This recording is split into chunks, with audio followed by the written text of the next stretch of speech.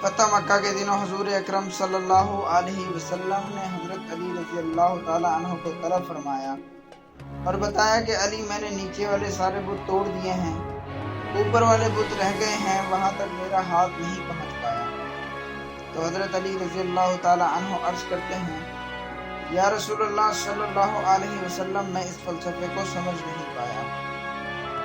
آپ تو انگلی کے اشارے سے چاند کے 2 ٹکڑے کرتے ہیں، آپ کا ہاتھ کیسے نہیں پہنچ پایا؟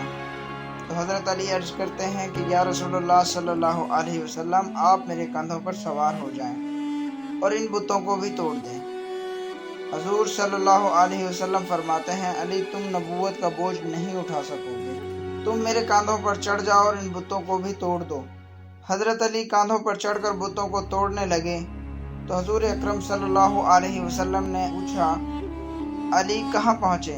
حضرت علی رضی اللہ تعالیٰ عنہ عرض کرتے ہیں، یا رسول اللہ صلی اللہ علیہ وسلم، آپ حکم دیں، میں عرش عظیم کے پائے کو پکڑ کر نیچے لے آؤں۔ حضرت علی بتوں کو توڑ کر نیچے اترے تو مسکرا رہے تھے۔